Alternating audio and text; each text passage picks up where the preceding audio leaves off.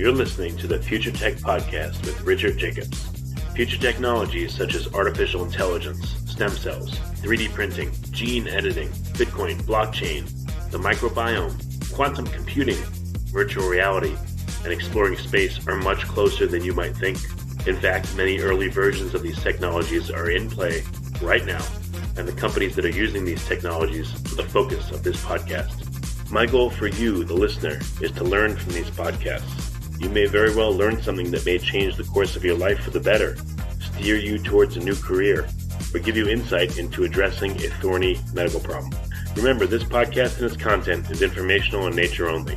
No medical, tax, legal, financial, or psychological advice is being given. If you enjoyed the podcast, please listen, subscribe, like, and tell your friends about it. Thank you.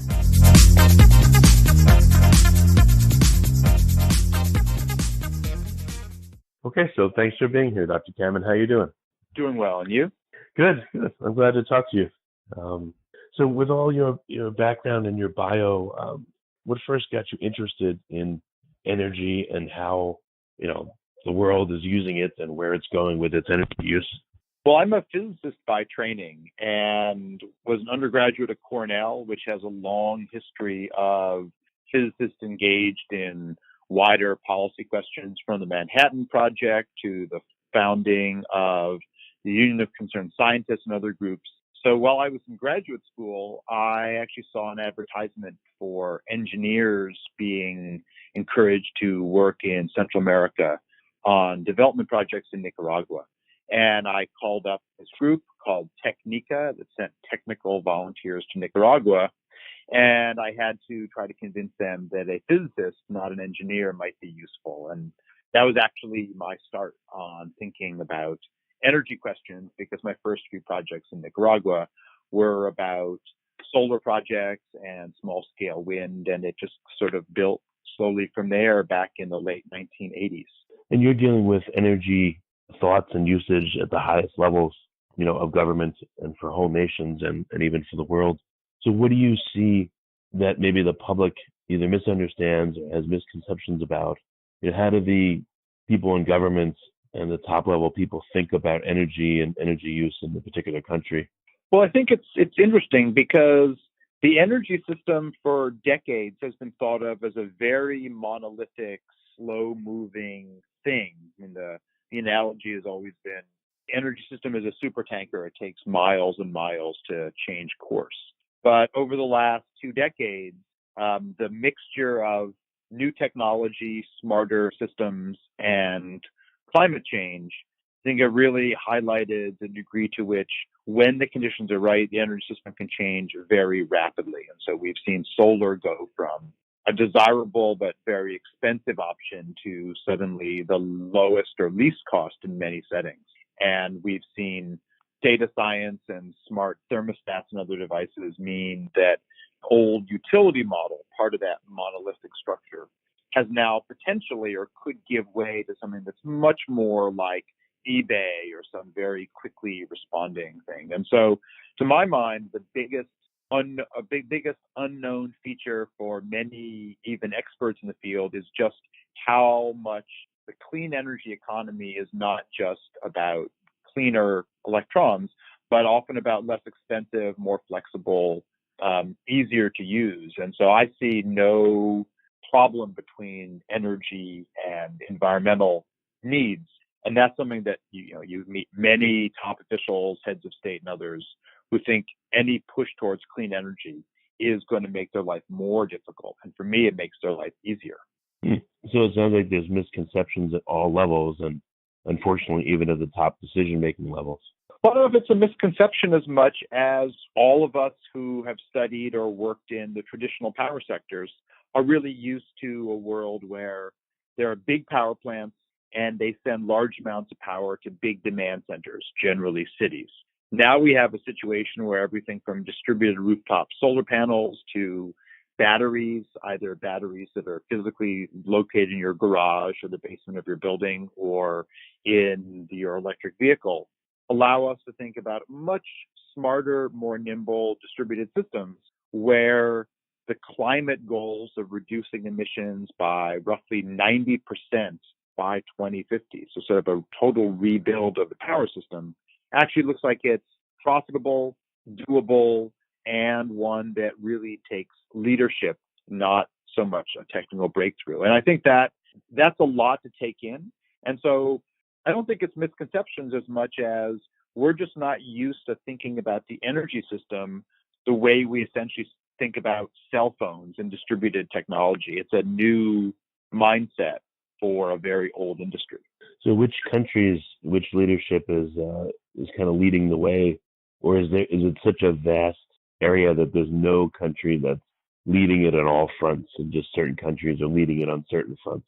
Well, it's certainly not a monolithic picture, and you're right. There's lots of individual leaders, but it's interesting. I mean, the only country right now which is on pace to meet their Paris climate goals is not Denmark or Germany or kind of ones that get a lot of attention. It's Morocco, and that's not obvious to most people. Kenya also is a huge leader in terms of distributed off-grid energy technologies. Bangladesh has the world's largest and most effective off-grid solar program, and includes very careful monitoring and recycling of batteries, particularly in the monsoon areas where you wouldn't want batteries just dropped in backyards because then they'll be inundated with water. There's really interesting things going on in Nepal and in Myanmar in terms of alternatives to large-scale hydro with smaller distributed systems. And we get new leaders popping up all the time. Now, the number of U.S. states that have committed to 100% clean energy goals include not just California, but New Mexico just adopted it, and New York State is considering it now as well. So it's a real mosaic, and it's unfortunately one where we're not moving fast enough, but it is heartening to see all of these different groups doing interesting and important things right at the time when we critically need to get a lot more clear experiences in place and on the ground. I'm here in the U.S. It sounds like you are too, but the U.S. unfortunately it seems like climate change and clean energy use is like extremely politicized. Is that the case the world around? Is it more so here? And what is that doing to the landscape?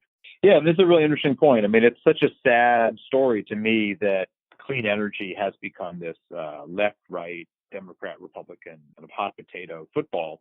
This is very much not the case in much of the rest of the world. There is some element of that story, in particular in places that have a very strong allegiance to the United States, where they can't escape the U.S. politics.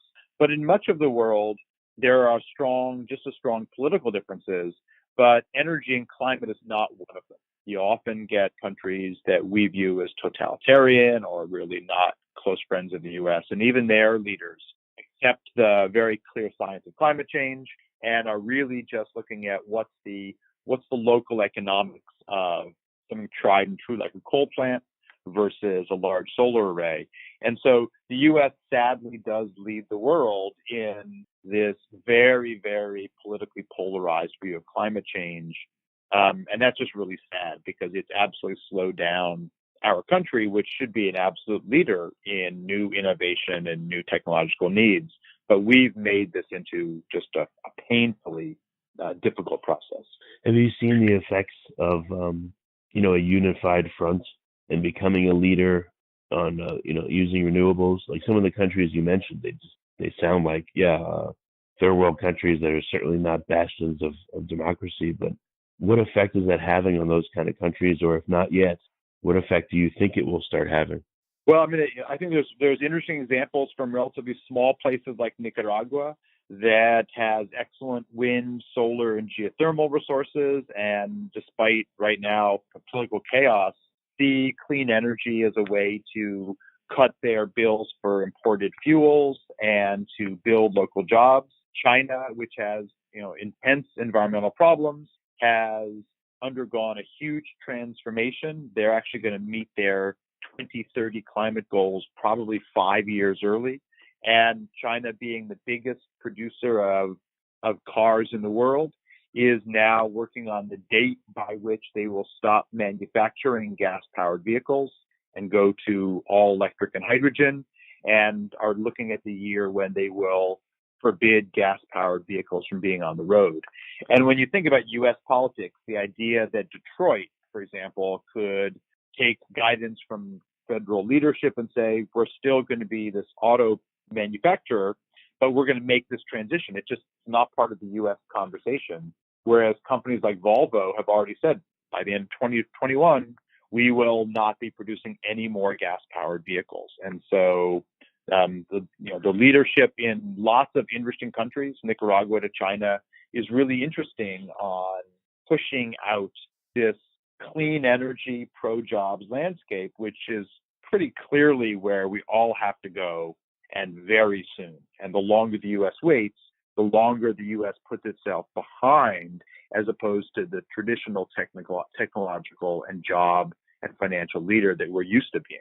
Yeah, do you see this as as a large contributor to a change in the power dynamic and the strength, the economic strength of countries around the world?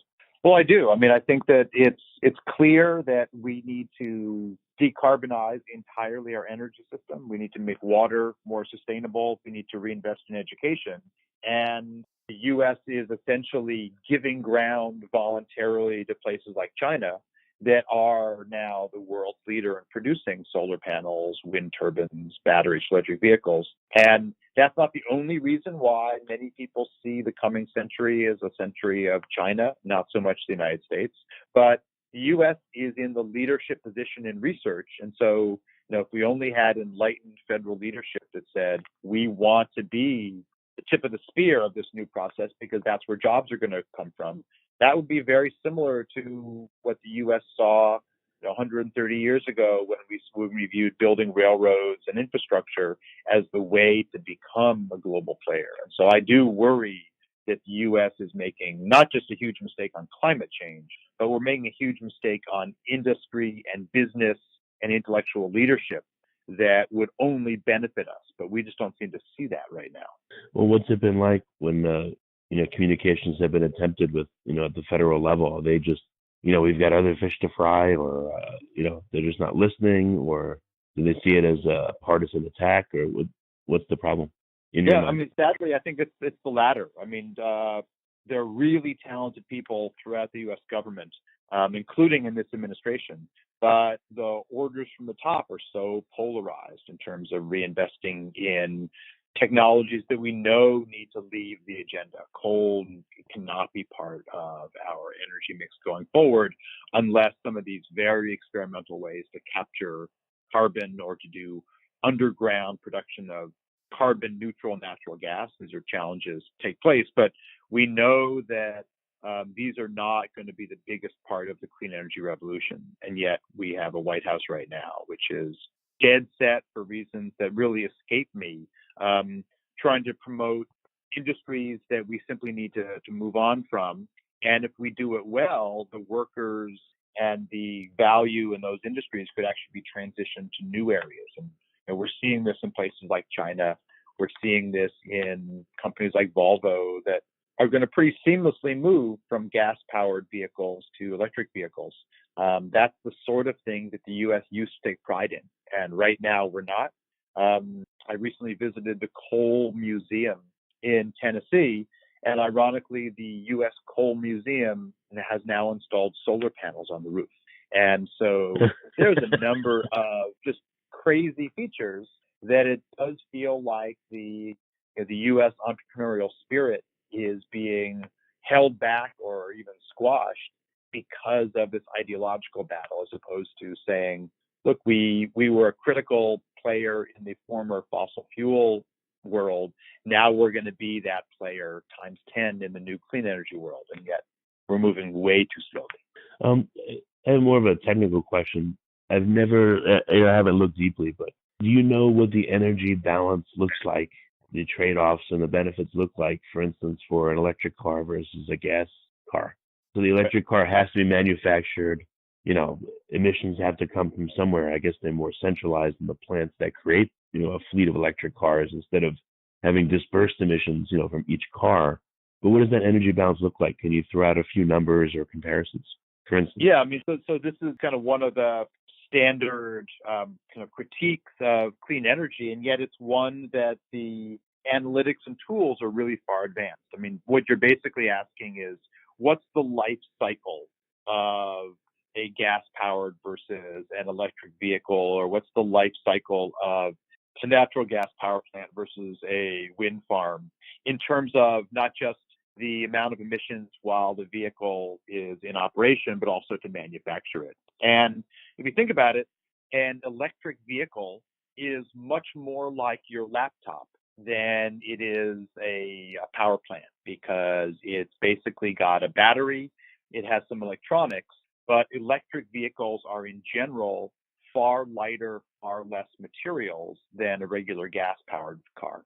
And so that means right off, there's a benefit to go to electric vehicles, more composite materials, lightweight, carbon fiber and various features. And so that already tips the balance towards electric vehicle over a gas-powered car in terms of the footprint of manufacturing. And that's even before we get to what people think is the heart of the issue, which is the battery.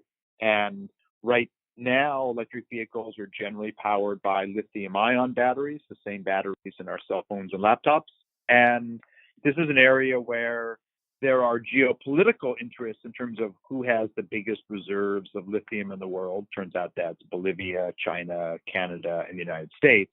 But the broader issue is that we have quite good rules in place today for recycling lithium. And so if you buy a cell phone or a laptop in California, for example, you already pay for, you don't see it because it's relatively small, it's $10 to $30, a fee to help recycle the materials. And the same thing is a natural part of the electric vehicle world. And so to put the kind of the numbers face to face, when you build an electric vehicle, the payback time to sort of manage and recycle those critical materials, the lithium and some of the other things, is actually quite short, because your electric vehicle is far more efficient. There's no combustion involved. The only combustion is at the power plant. And so the question that really comes up a lot is, what's the equivalent mile per gallon? So if you drive your electric vehicle in California with a very clean grid, you generally get a rating from the California Environmental Protection Agency of about 120 to 130 miles per gallon equivalent. Take that same vehicle to a coal-intensive state like Wyoming, and it's about 40 miles to the gallon. So the life cycle is there. It's part of the calculus, but it's relatively small compared to how green the electricity is. And that's one where we have just big differences across the country. Wait a minute. Okay, so I was confused on why you said that, but so an electric car in a coal-heavy state appears to get less miles to the gallon. Right. So the unit you want to think about is grams of carbon emitted per kilowatt hour, because it's about 5 kilowatt hours. But down to about 3 kilowatt hours are needed to propel a car, electric car, 1 mile. So the dirtier the energy, the lower the equivalent mile per gallon. And those calculations do include the life cycle to make the batteries to make the cars, but they end up being dominated by how clean or dirty the power is. And it needs a different rating based on what energy source is powering it. That's really interesting, because if you take a state that's totally dependent on coal, let's say, and you tell them, hey, you should do electric cars, the powers that be would say, well, the miles per gallon really aren't that much more than traditional cars, so what's the point? But it's ironic that if you take a state that has a lot of renewables and they produce electricity in a clean way, they're going to be all over that, because they're going to say, wow, look at this huge savings, 120 miles per gallon instead of 40. So it seems like the dirty energy producing states would be stuck in their old paradigm because of that, and the cleaner ones would be encouraged to go in that direction.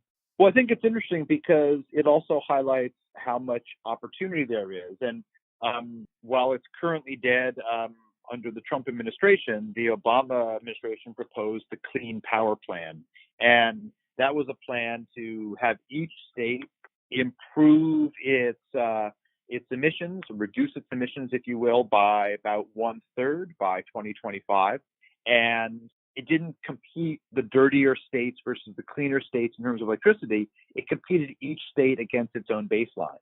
And so what that meant was that places like Kentucky, a relatively red state, that had a plan to move to cleaner electricity actually were already ahead of the curve to meet the Clean Power Plan goals. And if you then couple that with electric vehicles, you get a really interesting story. And that is that electric vehicles that 10 years ago were a lot more expensive than gas-powered cars are now quite comparable. In fact, some of the low-cost electric vehicles are some of the least expensive cars to purchase. And so if you take out the price of the vehicle, now we have this situation where for each mile driven, an electric vehicle is about 1/10 the cost of a gas-powered car. So you can save money by driving electric when the purchase prices are roughly similar as they're becoming right now. That means lower income people will do better and better the more electric vehicles we have, because the costs of driving the car are more important to you as you get to lower income.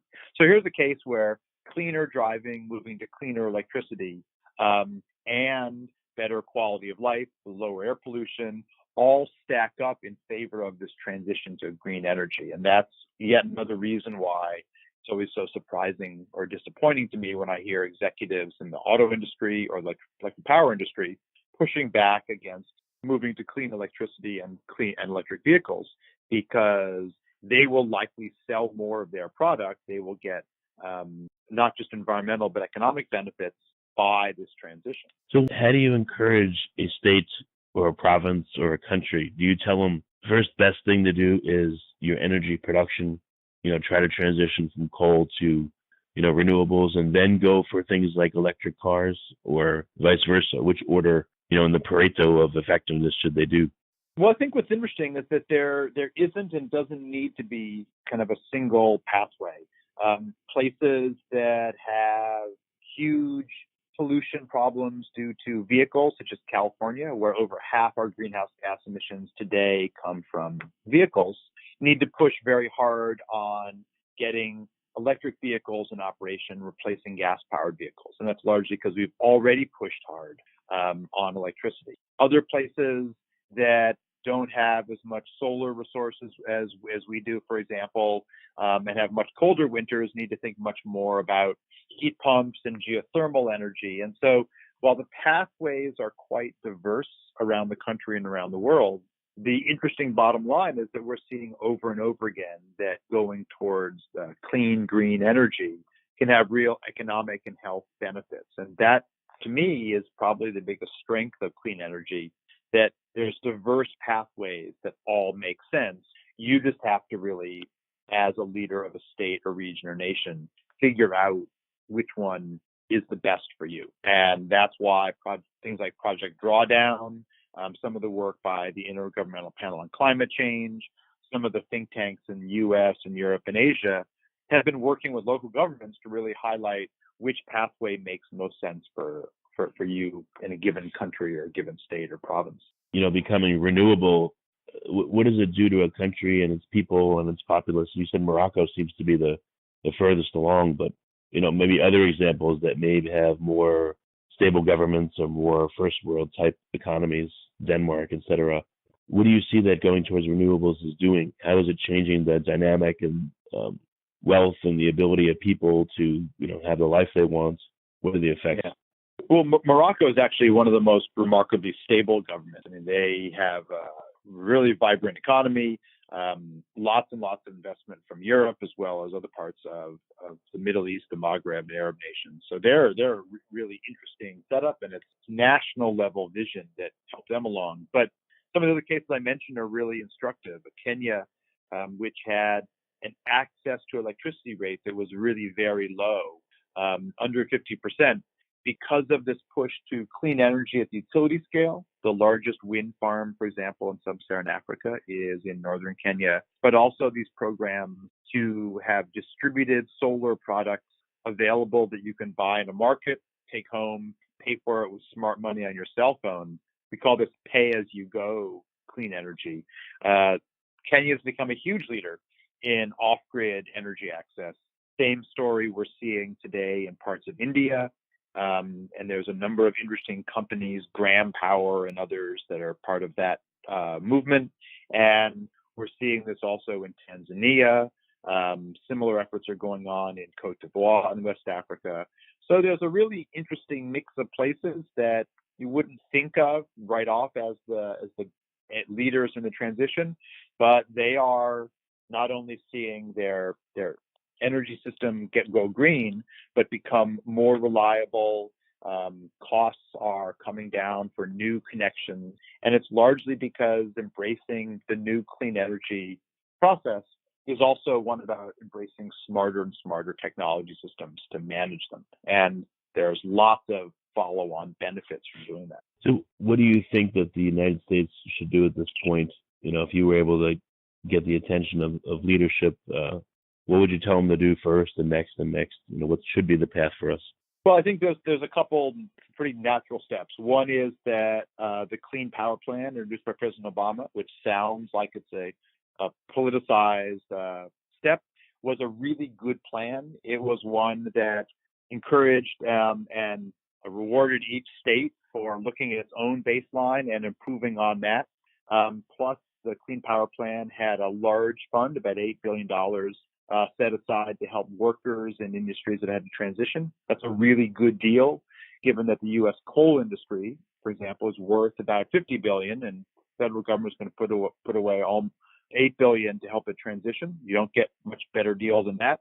And certainly, a price on carbon is not going to solve this, but is a critical step because it asks each company, each state, each household to think through their choices. So a relatively modest price of carbon is where I would start. There is a bill at the federal level. It's interesting. It's quite an aggressive version. I would actually love to see a relatively modest price of carbon put in place. For example, $10 a ton. That's 10 cents per kilowatt hour in some of the most coal-intensive places. But getting a price of carbon in place and then quantifying the carbon footprint, which is something that a number of states and countries now do, to figure out what's the biggest source of emissions. Is it transportation? Is it power plants? Is it landfills? These are all things that other countries have done. We were poised to do, but stepped away from.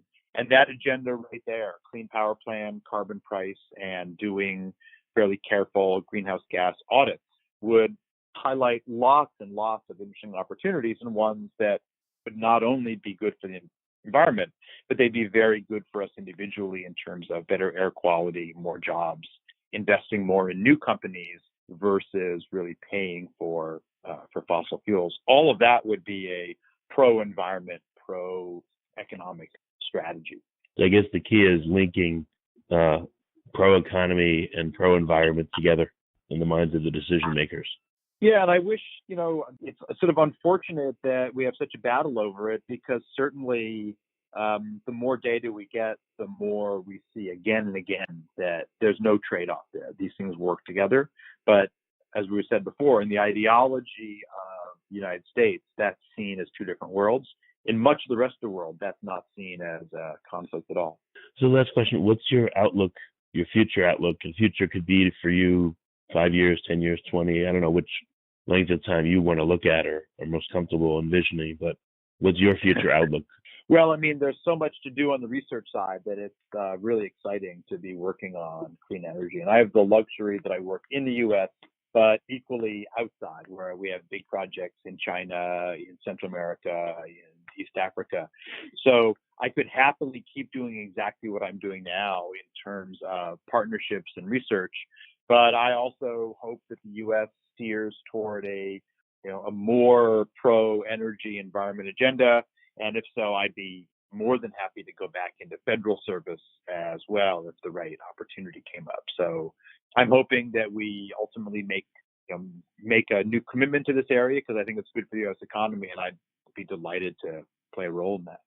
Well, how about worldwide and then technology-wise? Do you see, renewables becoming the vastly dominant way of energy production around the world on average? I do. I mean, we have lots and lots of legacy coal and gas plants that we need to move away from. But overall, it's certainly the case that I see this as an exciting area. China has really pushed very hard to make this transition happen at home. They're not so good in their overseas investments. India is talking about it now. So the kind of partnerships, policies, and agendas for research we need to make it happen involve smarter systems, much more research on batteries, but also deployment programs to get more and more energy storage in the field. All of those things together are areas where there's a lot to do, but it looks very bright. As we've seen from the U.S. Government stepping away from the Paris Climate Accord, politics can really get in the way of what is critically needed environmentally and is just simply a good deal in terms of the economic benefits. Well, very good. Well, Dr. Kammen, so what's the best way for listeners to learn more and maybe to reach out to the entities you work with and ask questions? Well, I think the easiest is that my laboratory is called the Renewable and Appropriate Energy Laboratory, RAEL. And so RAEL, RAEL.Berkeley.edu gets you to the website where we don't just publish the academic papers, but we put all of the information about projects and engagement. And then my lab also tweets roughly once a day. We tweet under my name, Dan_Kammen, Kammen. If you want to follow or comment in on the work that we're doing, that's a natural way to engage with us. And we respond to questions and comments, disagreements all the time, and use Twitter as a way to update anyone who's interested on the types of projects that we're doing. That's great. Well, Dr. Kammen, thanks for coming on the podcast. I appreciate it. Oh, thank you so much. It's been a lot of fun.